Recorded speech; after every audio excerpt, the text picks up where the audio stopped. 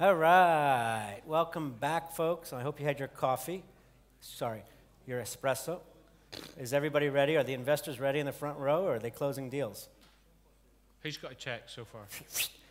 Se continuo a parlare, devi scrivere devi pagare. Oh, sei pronti? No problem. Sto scherzando. I'm kidding. We're very honored to have John Bradford here from TechStars. Don't give me that face. And we're going to talk for, I think, what are we, about 45 minutes. The timer should go on in a second and tell me how much time we have. It's going to be back and forth, very casual. I'm going to ask him questions. He's going to ask me questions. And then we're going to spend part of the end of the session. Anybody in the audience can ask questions. And the smarter the questions, the more impressed the investors will be with those asking the questions. Okay? Can I interrupt you for 1 second? Absolutely. There were a bunch of people who cringed in the middle of your presentation. I Why? didn't tell you this. What, you mean the last one? Do you remember the team from Apiary? Yes. Where did they come from? Oh, I screwed up? Yeah. That's what he said, Prague. No. Which country? Does anybody remember? Did I spell it wrong? What was it? Czechoslovakia.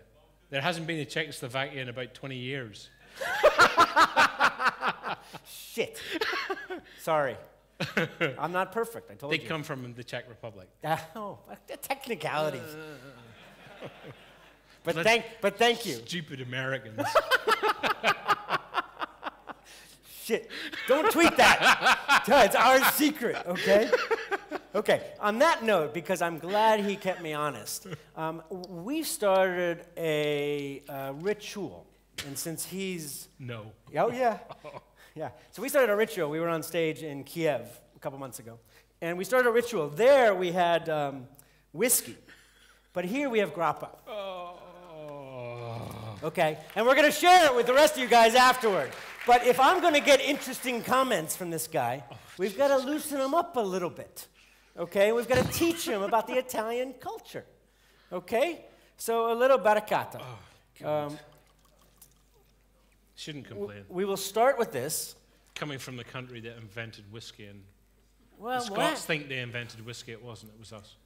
So and Guinness. There's plenty here. This is to all of you. Don't be jealous, but we got to get him loosened up. We're not drinking it all ourselves. Okay, and we'll share later. Cheers to all of your success. Thank you.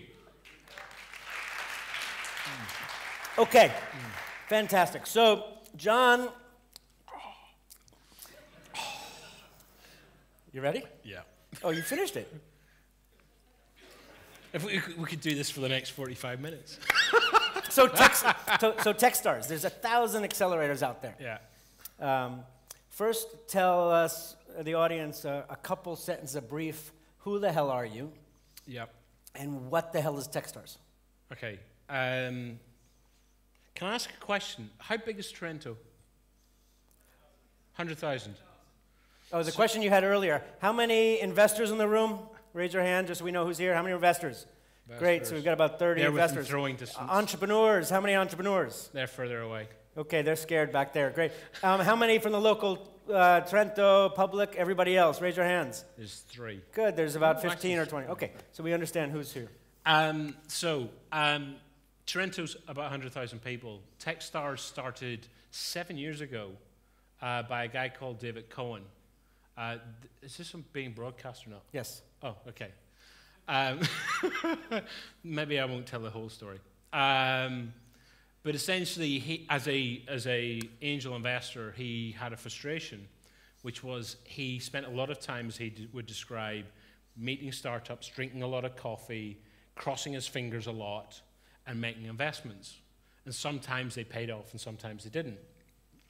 And he felt that there was probably a better way of doing, kind of working with early stage startups.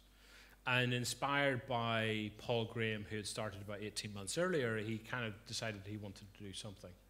But he did something very slightly different. So PG set up Y Combinator, and it's essentially what we describe as an expert-led program. He's got a really smart team of individuals who work with a large number of teams every 6 months. And that can be up to, I think he's currently at about 50 to 60 a program. TechStars, on the other hand, we never get more than 10 or 11 or 12 teams in any program, similar to the guys here. And what we practically do is we go out to the community in any location, and actually the community themselves support the teams in that process. And what happens is the teams do better, but actually the wider communities do much better as well. Entrepreneurs get to meet other entrepreneurs, angels get to meet other angels, we get a lot of traffic in and out of the location. And so therefore when TechStars scales, it scales not in the number of teams in any program, but it goes to different locations. And David talks about it a lot, which is he likes finding communities with a chip in their shoulder that want to be better and don't want to be told that they can't do something. So explain what a chip on the shoulder is. Do you want to describe that? Does everybody understand? Chip on the shoulder is that something that is a problem from the past, or something that's bothering somebody that has to be fixed, or I can't live if I don't fix this. The phrase, a chip on the shoulder, something back here bothering you. Yeah, so a good example of that is I was born in Belfast, brought up in Ireland, came to the UK, and most definitely had a chip on my shoulder because there were all these English people with really weird accents talking to me. And I had a major chip on my shoulder because I was born during the Troubles, and there was not a great place to visit, strangely enough. And so therefore I had always been of the opinion that the English thought they were better than the Irish. And so therefore I always felt that I had to kind of like be better than them. And actually I realized they were just normal human beings. It was not what television said, it was just normal individuals. Anyway, so as a result of that, TechStars has been replicated and variants of it has kind of flourished. I think there's now over 1,000 accelerators now on the planet in some form or fashion. And I was one of those. I was really fortunate that I picked up on the curve quite early in the process, so similar to Evan now, is I ran a really small tech fund of about £1 million a year, $1.5 million. And I just felt like I was writing blank checks. And it was like these things were never going to come back. Lottery tickets is what I described them as. And so I went to my investors and said, why don't we write 10 small checks instead of one big one? And I went, oh crap, actually somebody's already done this, which was PG and David Cohen. I emailed PG, Paul Graham, just to make sure everybody. Sorry, Paul Graham, who ran Y Combinator. I emailed Paul, he wrote back and said, everything you need to know about Y Combinator is on the website. Paul, PG. I wrote to David Cohen, and David said, I can give you 30 minutes if you'd like. And he doesn't usually give a phone call. He much prefers email. Yeah, actually, in fairness, it was going to be a Skype call. I recently got an email back from him, conversations are shit, email me. Yeah. I was like, okay. So somewhere in that process, I can't remember if I persuaded my wife or my wife persuaded me, I decided to go and do the 30-minute call in Boulder. So I got on a plane and went to Boulder. Smart. And 10 minutes into the conversation, he said, I like you. How can I help? And he then subsequently helped me set up my very first accelerator, which turned out to be Springboard. And as a result of that, because he was so helpful to me, I've gone on to help other people set up accelerators. So I think at last count, it's kind of 12, or I don't say like saying 13.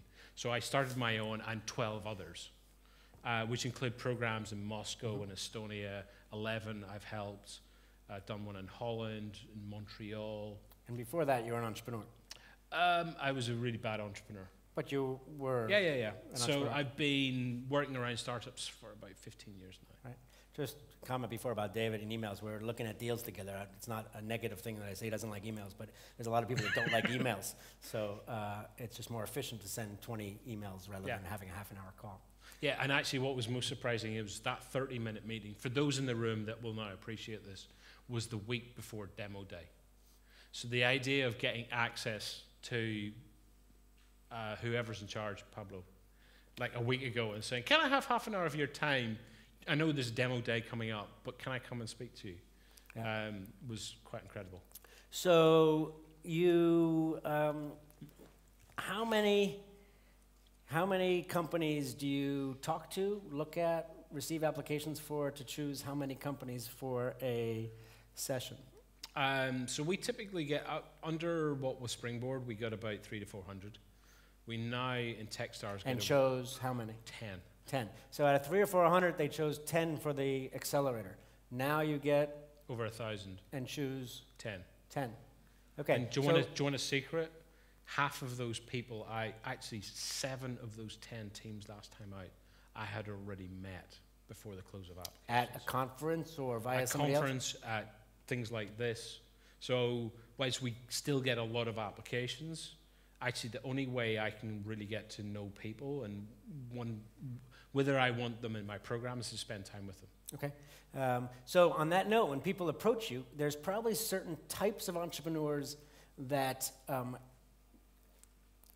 portray a better impression, and there's probably certain entrepreneurs that portray a negative perception. Yep. And so what are the, you'll know some consistency to my types of questions. Yeah. The three words, French. Personality traits. French. Okay, so that's a positive or negative? I haven't figured out. Okay, well, so let's talk about 3 positives and 3 negatives in one-word answers. You had this for me last time. I know, and I'll have it for you next time, too. See if you're consistent. Don't give me bullocks. Okay. Okay, 3 of the favorite personality traits, when they come up to you, what inspires you, like, there's an entrepreneur that I might want to invest in? 3. Bollocks. Right, 3. First one is they respond really well to criticism. Okay. Because I normally say something really crappy to the entrepreneur. So they respond well to criticism. Like, that's the smallest market in the world. Why the fuck would you want to do that? Pardon my French. And they say something. And they either react really badly to that comment. And that's a negative. No, it's just how they respond to it. Okay. How they respond to negative criticism. Okay, so give me some specific, like what's what would be a negative way to respond? They normally shut the conversation and say, you're wrong. Okay, so just, there are many people do this. I'm just trying to, so for a lot of the entrepreneurs in the audience, and we'll go to the investors in a little bit, but there's specific personality traits when people come up to me or John, in hundreds a day at these events, and there's certain ones that you can see. Yeah. Right? Okay, so what's another personality trait that's a positive? There's a positive. They listen. They listen. So they listen to the question you're asking and answer the question you're asking. Okay. As opposed to, I know what I want to say to you, and I don't care what you say to me. This is what I'm going to say. Okay. So what % of the people actually listen, do you think? About half, I think. I think he's being generous. I think it's probably 25%. Okay. What are the third positive trait? So we've got, okay. People who email me after I say, I don't carry a business card because I'm a shit. But you can email me at john@techstars.com. Very few people in Europe email me. Oh, it's not that they don't have a card you're upset about it. They don't follow up. I just say I just don't have a card. I don't either. I do the same thing. Yeah. Okay. So but I respond to every email that I'm sent. Right. So what he's saying, it's not one-word answer, but if you're offered something from an investor that you don't follow up on, it's a negative signal. Oh, it's just, I just don't care about you. Do you guys understand that? I create the smallest hurdle in the world. Yeah? I've just told you what my email account is. Who wrote it down? So raise your hand. Who wrote it down? So who's spoken to me today? Okay, so hang on a second. So what are the rest of you guys doing here? Yeah, but are you okay, you remembered it. Okay. We're not going to repeat it again. This is going to be my nightmare. Everybody's going to email me. That's all right. I'm here to help you. It's John at TechStars. Without an H. Okay. So, then now... and I got out the last 3 last time and said it was all the opposite of the former. Okay. So I'm going to ask you the question. Okay. So 3 things which you... Just 3 things which you either find either positive or negative that annoy you about... Well, what I love is determination, passion, and persistence. What I hate is selfish, inconsiderate, and uncoachable. How do you find out if somebody's uncoachable in a conversation? It's whether or not they're listening. Okay. It's whether or not they're looking in your eyes. Yeah. It's whether or not they're being rude. Okay. It's whether or not they're asking non-pitch questions. Are they humans? So there are folks earlier, what he mentioned was some people come up and just pitch, and they're not listening. Well, that's a negative. If you're going to find investors that can help you and vice versa, we're all humans. And if you don't act like humans, most likely, some investors like that actually. They like the arrogant fucks that are just going to do their thing. So what do you think? I'm not that type. So what do you think of the comment I said to somebody earlier, which was, if you want money, you ask for advice, and if you want advice, you ask for money? Agree. Do you want to explain that to? No, you do.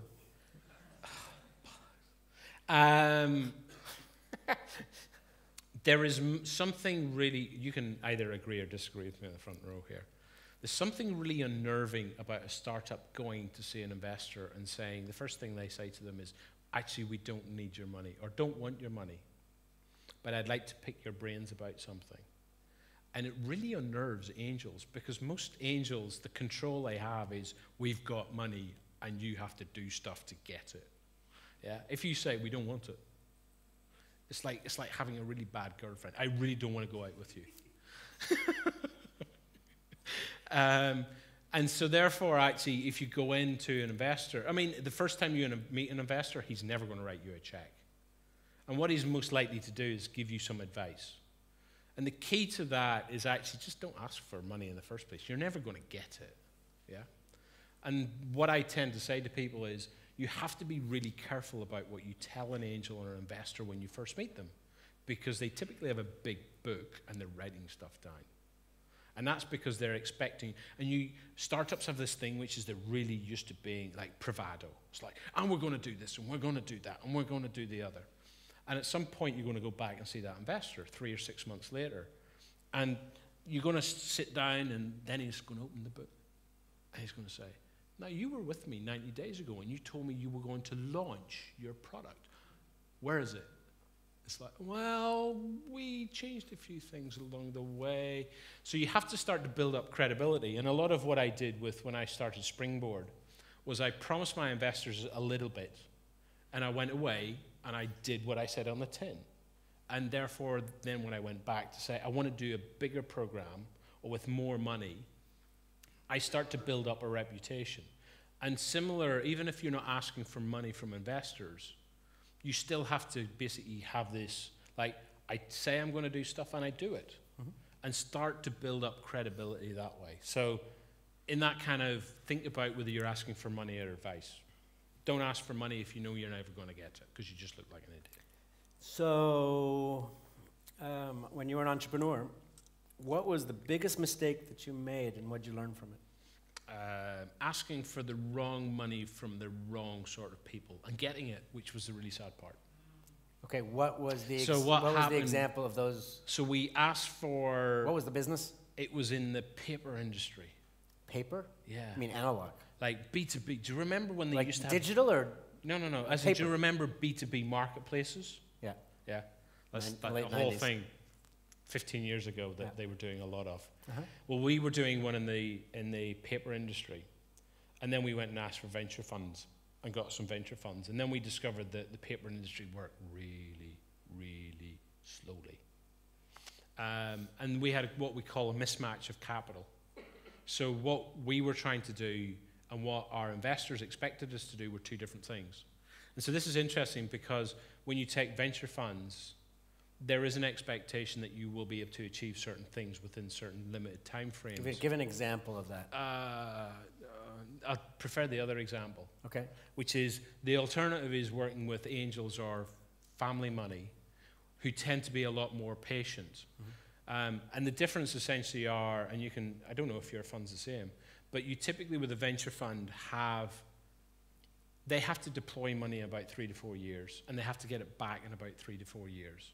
And if you assume that a venture ordinarily takes 7 years to exit, you've got 8 years, and that basically means there's this weird dynamic, which is VCs are trying to write checks, and then they're trying to get the money back really, really quickly. Right. And sometimes the timing of when you want to get the money back versus what the market's dictating or where your business is practically, sometimes there's a mismatch. Whereas angels and family offices tend to have much more open end and much more tolerant about, well, if it's going to make me a better return, I'm not going to force that exit or try and find a liquidity event. Right. I mean, what was your experience as an entrepreneur?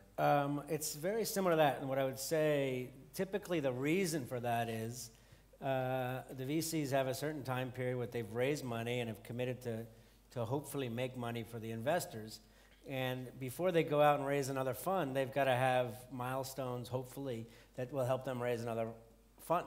And if they don't have that in 4 to 8 years, roughly, then they're going to have less management fees over time, and there's the mismatch. And so I totally agree. You have to find investors that are right for your company at the time that's right for your company. And you can ask them that blatantly. A lot of entrepreneurs don't realize that one of the first questions, and I just invested in a company in Montreal, where I met the investor, the entrepreneur a year ago, and there was a big bank fund that I was grilling. The entrepreneur I just met, really early stage entrepreneur, had never asked questions like, how big's your fund? What's your timeline to commit the capital? What's your timeline for returns? How much money do you commit to each investment? So if they invest $1 million in you, they should commit 2, 3, 4, 5 million for that company, for the life of that company. You know, the negatives of an angels is they might only have 50K to invest, and they'll never put more money in. So if you struggle and need more money, you're in trouble. But so there's a lot of different variables to that. So you learned now, so how do you put that into practice now, what you learned then, to make sure that you're matched with the entrepreneurs that you invest in on the other side of the table? So I personally think I kind of live in a weird hinterland, somewhere between, whilst we are investors, we invest so early in the cycle that we actually, in a weird way, have to take the side of the founder more often than not than the investor. And when we, for example, when we do our terms, particularly more so for Europe, we're very our terms are very light. We basically have no rights. And we're deliberate that we haven't tried to tie up clever rights in our documentation. Because as soon as we do that, we alienate the founder. But by the way, we're probably going to have another 4 or 5 rounds of VC or funding on top of that. And all you're then reliant on is your lawyer better than anybody else's lawyer. And so what we've discovered is actually the better thing that we can do is we prefer to be your friend. And if we're your friend and you're being treated well by all of your follow-on investors and we act in consort, there's a greater chance that we'll end up making money on the way through rather than alienating ourselves. Alienated, yeah. And becoming just another layer in this kind of cake of investment. I don't know if that's the right expression. So what do we learn? We learn to actually be honest with our founders and actually to tell them how it is. So it's very easy for sometimes founders just to take the first money coming toward them and actually basically saying, no, hold on, slow down. It might not be the right person, might not be the right source, might not actually even be the right timing. But the challenge also is you don't have additional funds to invest in those companies for follow-on, or do you? So do you have a different, if you say, no, don't take that money, what if they don't have, you're not going to put more money in to give them more time, will you? So we're lucky enough that every team that takes part in TechStars gets a $100,000 loan note. Okay, so there is give the profile to everybody. So when they come into TechStars, they come in, we take 6% of the founder stock for a very small amount of equity, or for cash. But alongside that, how much cash? About $20,000 bucks. Okay. But they get $100,000 bucks as a convertible note. Okay, so they get 25,000 euro or dollars. Dollars for 6%. Yeah. And 100,000 US. Note. Convertible note for the next round. Convertible note, which flexes between $3 and $5 million million in the next round. at the next round. Okay. Capped. Who has questions? So there might be questions Does about this. anybody understand I've got that? a lot more questions, but we're talking about a lot of stuff, and I want to make sure we're not talking too quickly or about too technical. So I think there's a mic. We've got a question, and Matteo is going to find a mic. Who has a mic in the back over here? We have a mic. I bet you have to wake this guy up. I'll get a mic. And so... I'll tell my joke. I only Paolo have one joke. You have a joke? Not about me. One joke. Not you. Okay, good. What's the difference between an Irish wedding and an Irish funeral? It's actually probably not dissimilar to an Irish wedding and Italian Irish funeral. wedding, an Italian funeral. There's one less drunk person. Okay, question. Sorry, that was just a filler. So why the two different instruments? What Sorry? do I? Why the two different financial instruments? Because they come in from two different sources. So the 100K comes from, I think it's 9 major seed funds in the US who wanted to get exposure to those early, it's basic data for them. So examples include Foundry, SoftBank, I can't remember who else. So Y Combinator does this as well. Many funds, many accelerators do this. And basically it's basically those investors are doing it to get deal flow and to be at the table and have hopefully first opportunities in the companies, to invest in the companies that they like. It's also good for the community. It's also good for partnership. So it's basically access to deals. It's really good for the teams because it allows them to actually plan beyond 3 months. So the monies that typically come in an accelerator are relatively small. And what's obvious in some instances is some of the teams genuinely have something interesting.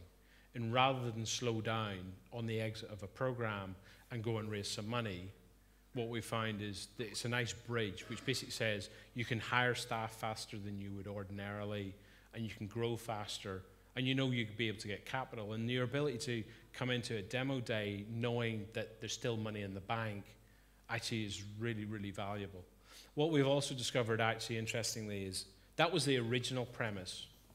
What we discovered in TechStars in London, which was actually was a real surprise to us, was as teams came into the program, by even just participating in the program, they could raise angel funding. So as I described, I can't remember, I described somebody earlier, 7 of my 10 teams came into the program already having raised money or had commitments because they'd basically been picked or filtered, and they already had people who were interested in writing them a check. And so they actually came into the program with up to, one of the teams had over $1 million worth of cash in the bank. And what I find really interesting is if you imagine you as an angel, and this is all angel funding, if you imagine coming into something like TechStars and the first 90 days are in a TechStars program of a 12-month cycle, you can really roll out all of the problems and things that you need to address really early and just exit the program with your foot flat to the floor. So it's actually really valuable for early stage investors because the difference of coming in early and coming out with something 12 months later is much, much bigger than just doing a program with just the angels on their own. I got a question that's related to the investors in the room, and then I'll let you ask me questions. So the same kind of personality traits, you see, you have a lot of companies that come in, and they either have or they're looking at accepting money from angel investors. Yeah. What are the personality traits of those angels that are positive and negative? Ooh, it's like really bad girlfriends. You only work out afterwards. You only learn afterwards. Yes. So, but give me a couple examples. I mean, these are, so we're all learning. I mean, I'm still learning. So, I mean, there's overly attentive. Who's had an overly attentive boyfriend or girlfriend that's really irritating? Is that a positive? Oh, that's a negative. Yeah. Okay, so it's not that I have a commitment issue, but I am married. So somebody that's emailing too much, somebody that's just too micromanaging. Yeah. Okay, negative. What's a positive? What's the best type of angel investor that is valuable? Somebody who responds to requests. So what if you're really good with your angels is you can essentially provide them typically a monthly update tends to work quite nicely. And part of that is this is where I'm at. and these are my problems, and these are the things I genuinely have to address. And actually having some level of intellectual honesty with your investors, because you've got their money at that point. And how an investor reacts to bad news actually is a really good sign of a good investor or not. I don't know. I mean, you've sat on both sides. What did you really hate about your investors? So one of the things about my investors... And what have you learned to be better at as... Right, so one was I had a bunch of angels that I had known for a long time. And one of the mistakes I made, which I learned quickly, was I would call them only when I had a problem. Bad idea. And you know, there's excuses that are all bullshit. I'm busy, I'm working on the business and this and that. And they're great at helping me solve those problems. But if I called them once a month or once every other month and scheduled this call and talked about what might be problems, or if there's not going to be any problems, talk about the weather and the family, and that's it. But at least you might be able to proactively avoid the crashes. And we had a couple, you know, in a couple of the different companies, a couple big crashes that I could have avoided if I was more collaborative with the right mentors, coaches, and investors. Also, you know, transparency is the most important thing. Emails every month that only talk about good things are irrational and not realistic. It's impossible that everything is perfect, especially for multiple months. So instantly when I get multiple monthly updates of anything more than 2 or 3 months and there's no negatives, they're avoiding telling me something. And they don't realize that it's that obvious. Okay, so you know, the investors that are overly micromanaging, not good. The ones that are quickly responding and deliver on what they say they will do, without any excuses, are the best ones, I think. And so how do you handle that now as an investor? There are certain deals that I will not do if there's other co-investors involved that I do not think are on the positive side. Okay. And I will just say, sorry, I can't. Do you coach your investments as to your expectation in terms of updates, or do you leave that to them? Oh, no, I leave that up to them, but what I end up being asked to do because of the 19 years as an entrepreneur is I can become this kind of consigliere, or this coach. Whether some of I'm an official advisor, others I'm not, and we try to do that monthly call, and if we can. And I'm usually the one educating them on, I have actually docs that are templates for those. And when they're saying, hey, would you like this? And I send them that, and they have the doc of the positives, the negatives, what investors helped us this month. Because the investors that didn't help that month will see that. And they'll actually be proactively helpful because they realize the other investors are being more helpful. So there's a bunch of collaboration that we're all in it together, and that's the way it should be. So you did a presentation earlier. Yep. About when to raise money, why you would want to raise money, if, how, what, I think it was. Yeah. What it was. What's your balance of your portfolio that you currently have with LDB? Great. Between US versus Europe? So there's 5 companies to date, and we're going to do a total of 20. Yeah. Croatia, Stockholm, Montreal, not announced yet, but shortly. Virginia, so US. Yep. San Francisco. And so how do you find those deals, or how did they find you? Okay, another great question. So for me, the way I source deals is via the accelerators. So I'm a mentor in 5 or 6 accelerators. Via AngelList, via personal contacts, and via, actually, because I'm vertical focused, I'm tracking industries, and if I see a product that is launching, that is in that space, I'll reach out. So the interesting thing is that Narrative, or Memeoirs, formerly Memeoirs, I found by a press article because I'm looking for anything in digital imaging and video, and it's a wearable camera. And I sent 4 emails to 4 different entrepreneurs to introduce me to that person. Within 24 hours, the guy emailed me and said, why did I get 4 of my friends emailing that I should talk to you? It took 6 months of us helping each other before they even knew me well enough to allow me to invest. and we both agreed that it'd be valuable. And I invested in the convertible note in the next round. Farmeron was via Seed Camp. I met him face to face, like you were saying earlier. Apex Labs, it's a wearable, it's a OS platform for smart glasses, imaging. I found him on AngelList. And I contacted them, flew down and met them, and did a deal with them. San Francisco deal is via Friends, who's the chairman. So Total Network from Silicon Valley Friends. They're investors and on the board. Montreal, I met the guy a year ago. I knew the partner on the board, and it was in the SaaS space. So those are all the different ones. So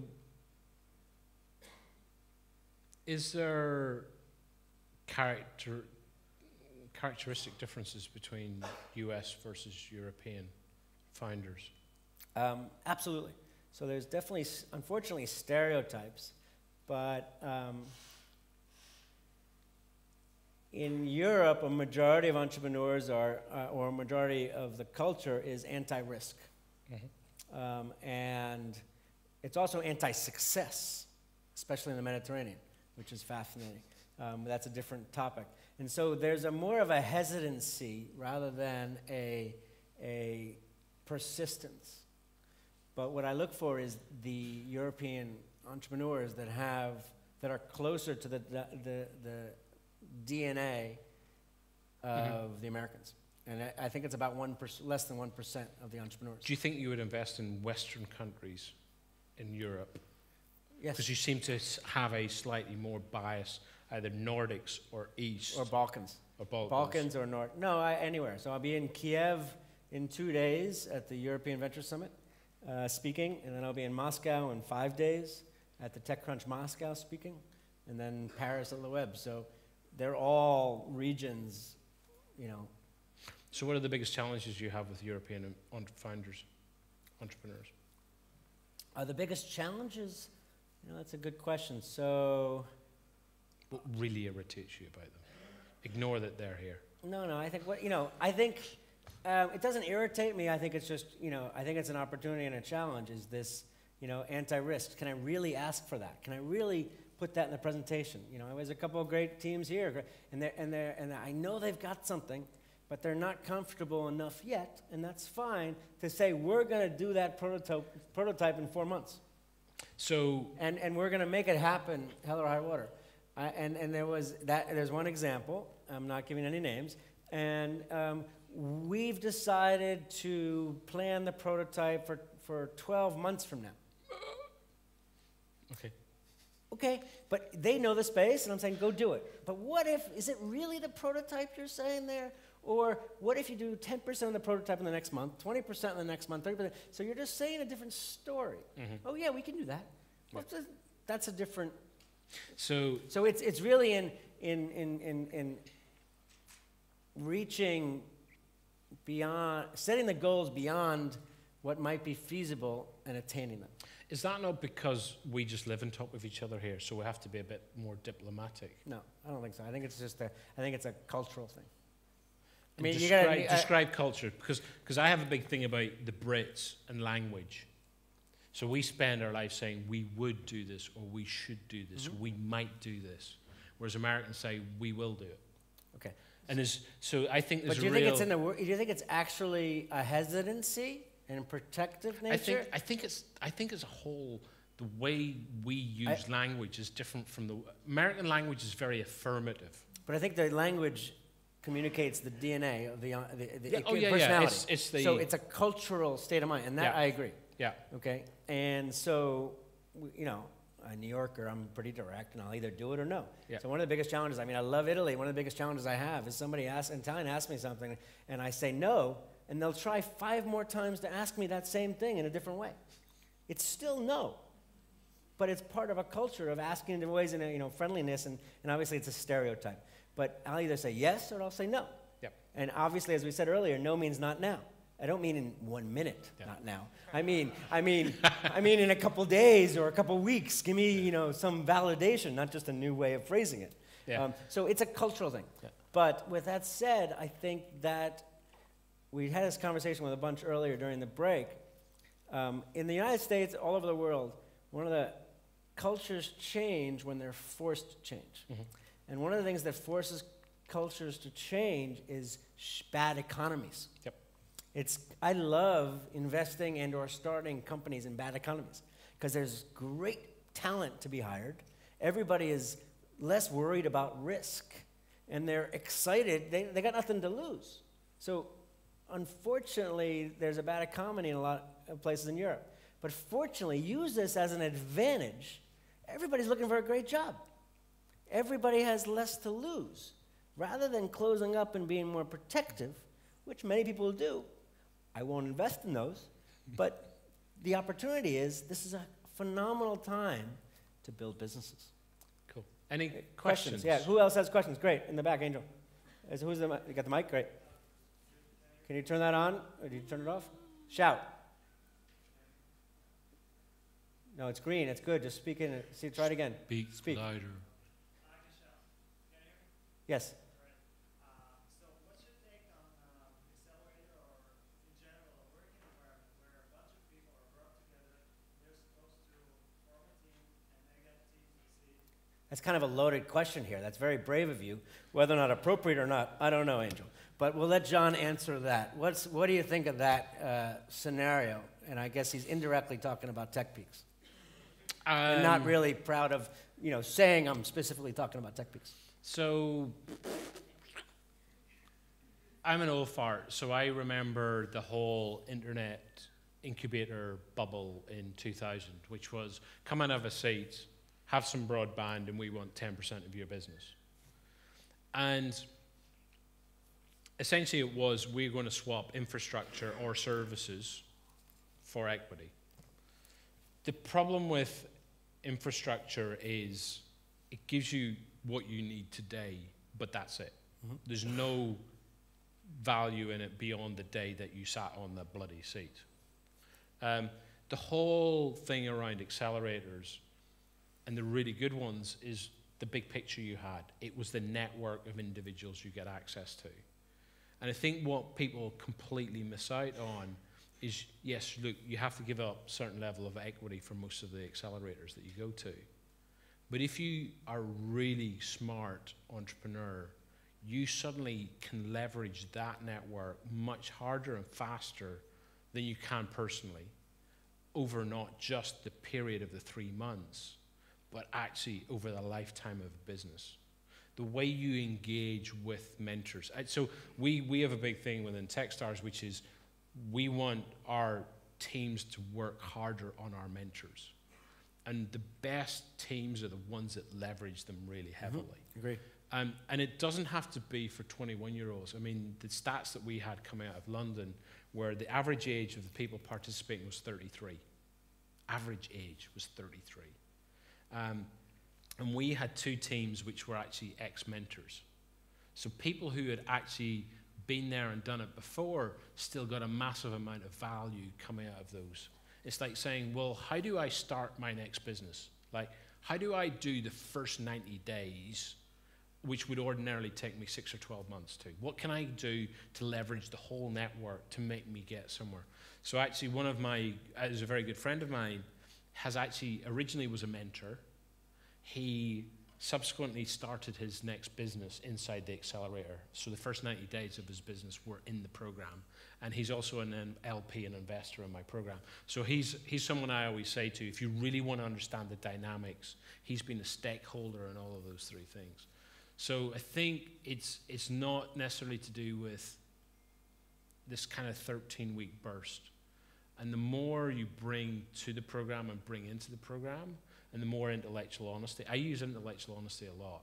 And that's about being open and honest about what you're good at and what you're bad at, and exposing yourself to a trusted group of mentors actually creates a massive amount of value. Cool. Investors, any questions? Come on. Which investor is going to ask a good question? Pressure's on you guys. These guys talked all day. Good. Can we have a mic over here? Who's got the mic? Doesn't work. You speak up. Great. So you said that you love Europe, right? Yes. You love Italy. Okay, as an investor, what are the 4 top industries in which you would invest? 4? 4 or 5, or the 4 or 5 in Italy? Okay, so to reiterate, my fund focuses on digital imaging and video and business-to-business SaaS. So in either one of those verticals, anywhere in the world, with me focusing in Europe and the US, I'm happy to invest. So that's for Italy as well. And those two verticals, and the reason why, Italy is a great place to live, and I want to help it become a great place to do business, especially technology, and that's why I love it here. So that's anything in those. So it could be a wearable camera company, a machine vision data analytics for images. It could be, for example, the operating system for smart glasses imaging that I have in the United States. It could be a business-to-business SaaS for fashion designers. It could be business-to-business SaaS for Ferraris. It could be business-to-business SaaS for la best bufala mozzarella da Puglia. So there are two that stand out to me, and this is just off the top of my head. So fashion tech, I think, is easy and obvious. Mm-hmm. The other one, which is slightly less, kind of a bit more left field, is Internet of Things. So I did a program earlier in the year around Internet of Things, and what I discovered was the importance of design in Internet of Things. And I had a lot of applications from Italy. Because essentially with Internet of Things, there are 3 core components or expertise you need. You need somebody who can build your software, somebody who can do your hardware, but most importantly, design. So when you physically put a physical object in the real world and call it a fuel band, call it scales, whatever it might be the case, the design element is a hugely important part of the process. It's not just about we've just got a hardware sensor. How it interacts. And in Italy, I personally believe, and having seen the applications, has real design expertise. It is something which is inbred within the culture. The other thing I would also say, really big thing about Italy, is I see artists and kind of the creative space as being very analogous to entrepreneurship. I don't see, there's a very common thing between those two things. I think it's how you point them. So I come from a part of the world, or actually my wife comes from a part of the world called Newcastle upon Tyne. And it's well known for very drunk people going out and getting really, really drunk on stag weekends. And they have a really strong entrepreneurial community. The problem is their entrepreneurial community is really good at running bars and nightclubs. And somehow we need to create a new generation. So I think there's a latent potential within an ecosystem for entrepreneurship. Mm-hmm. Sometimes it's pointed in the wrong direction. And to me, Italy has this massively creative culture. And it just happens to be around artistry and the creative industries. And I'm not knocking that, but there's a whole generation of those guys that could be doing other interesting things. I mean, we constantly talk about design is really, really important for digital technology. Mm-hmm. Might not have been 10 years ago, but it differentiates. It's critical now. Critical products. Apple taught us exactly. Sure. Exactly. So actually, just to elaborate on what you're saying, and I think it's an important message, there should be a connection between the branding. So what, for example, a nation is, a country like Italy is known for, that is food, fashion, design, and how the technology, can connect to that. And I think it's, as an important connection, because Italy may be less well known for developing the technology inside the glasses, but definitely the design. So that's, I think it's relevant. The bit that I bang on about all of the time is Silicon Valley does not have a monopoly on entrepreneurship. Entrepreneurship latently exists everywhere. Yeah, I definitely agree. And the cost of starting businesses has completely collapsed over the last 15 years.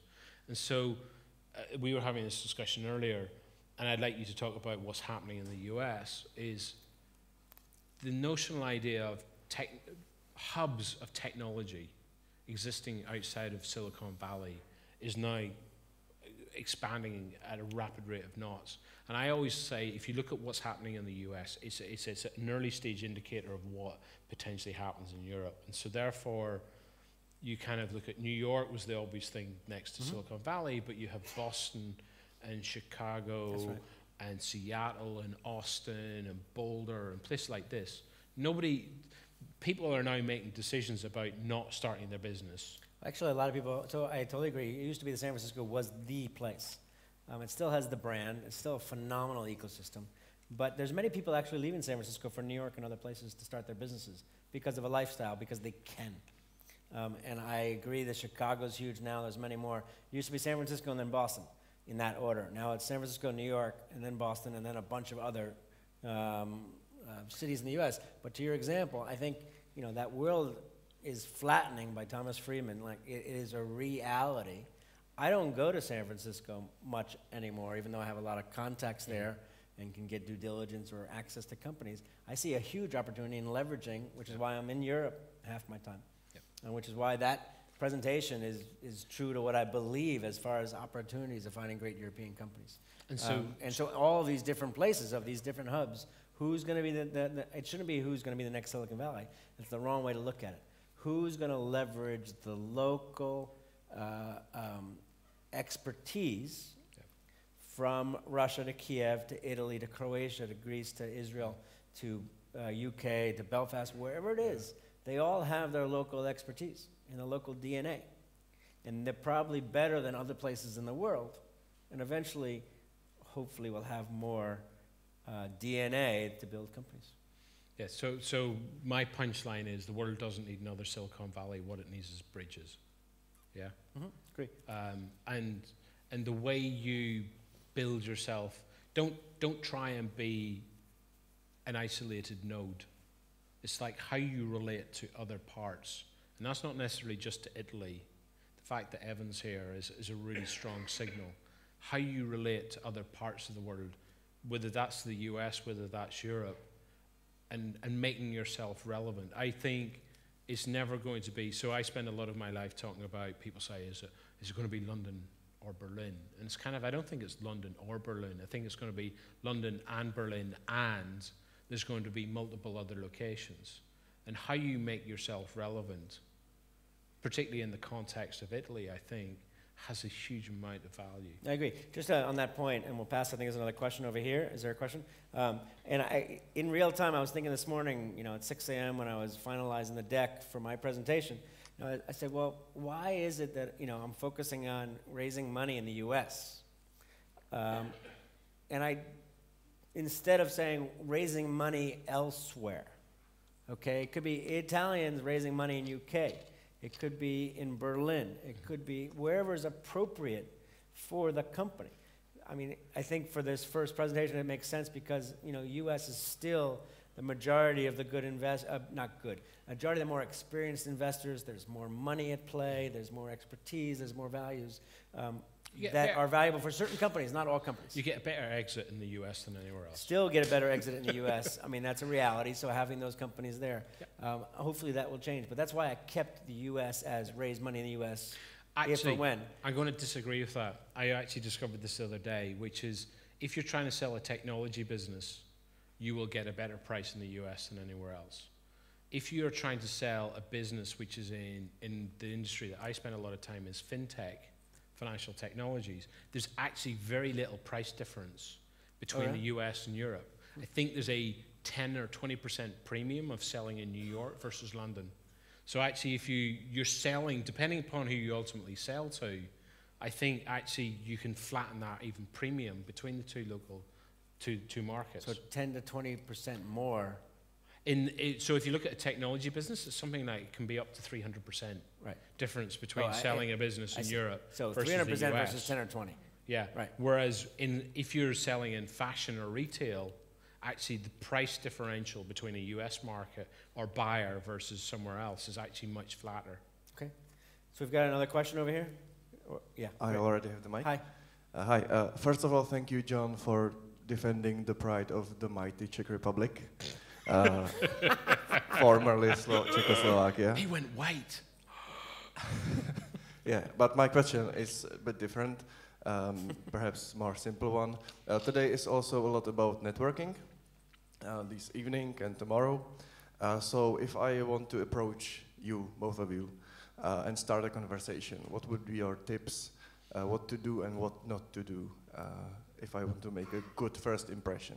Okay, we will answer that. But what I would like to ask you is, what would be the best way for me to approach you? Perhaps some geography lesson.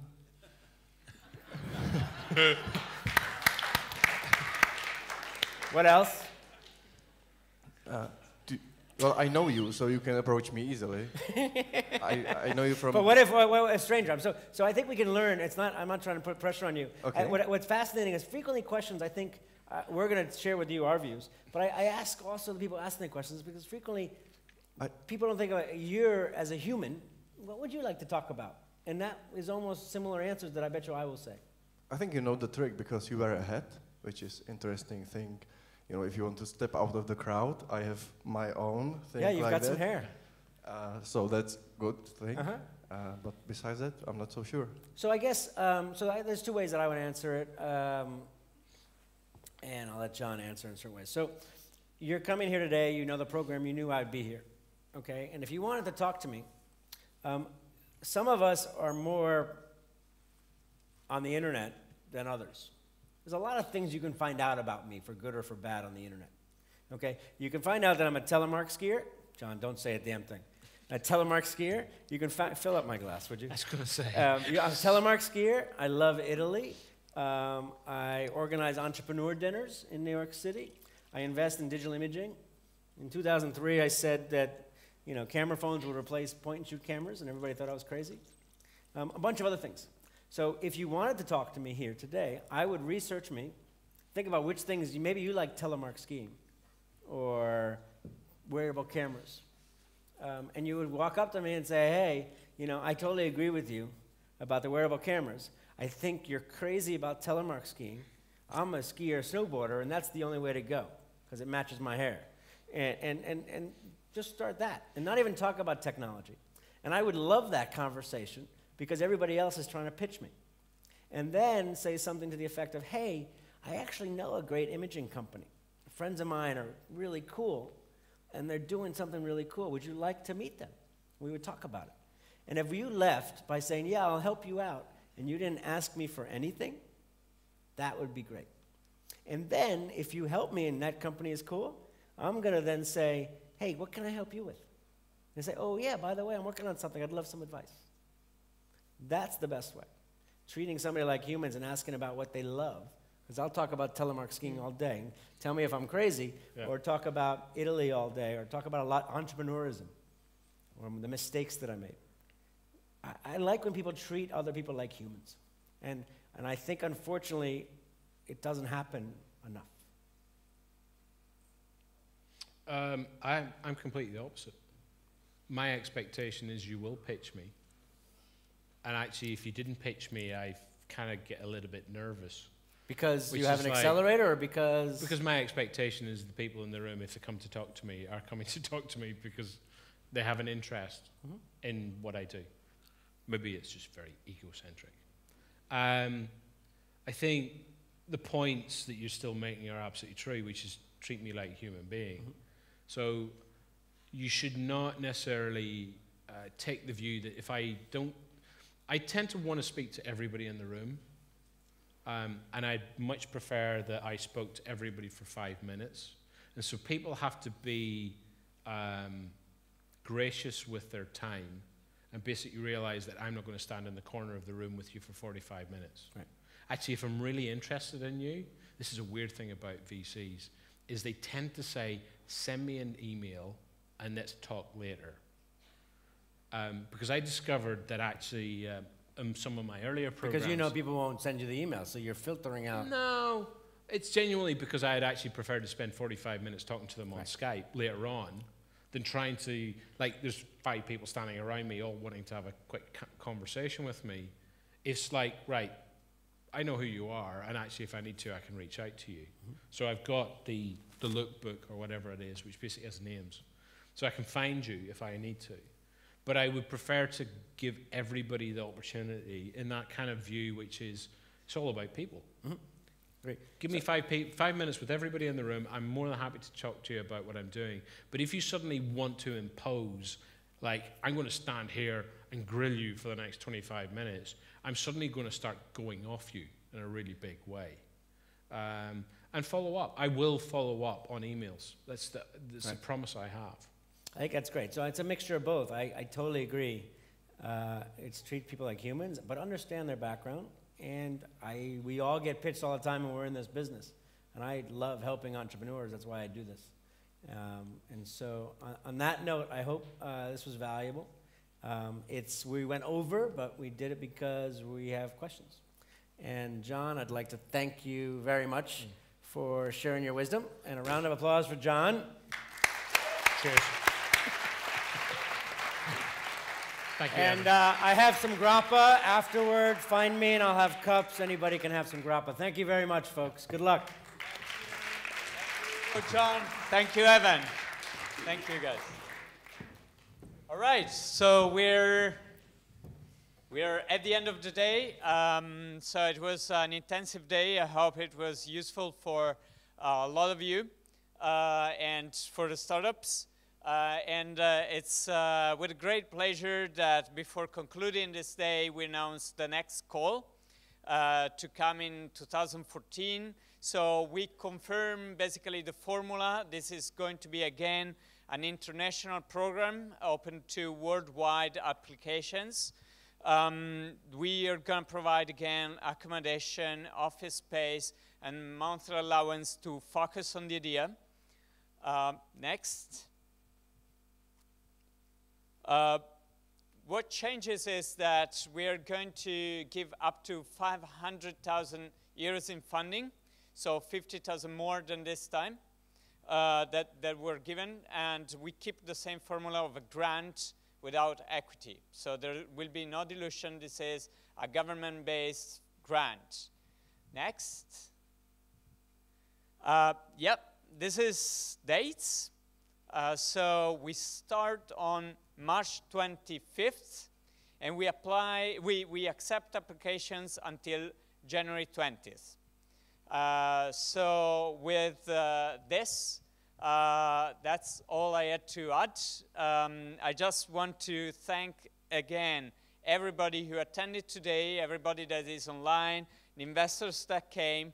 We're now going for a dinner where some investors will meet the startups that were selected and invited over for dinner, and then we have a get-together all together for those who want to attend and join us at 9 p.m. at Well Cafe down here in Santa Chiara Center.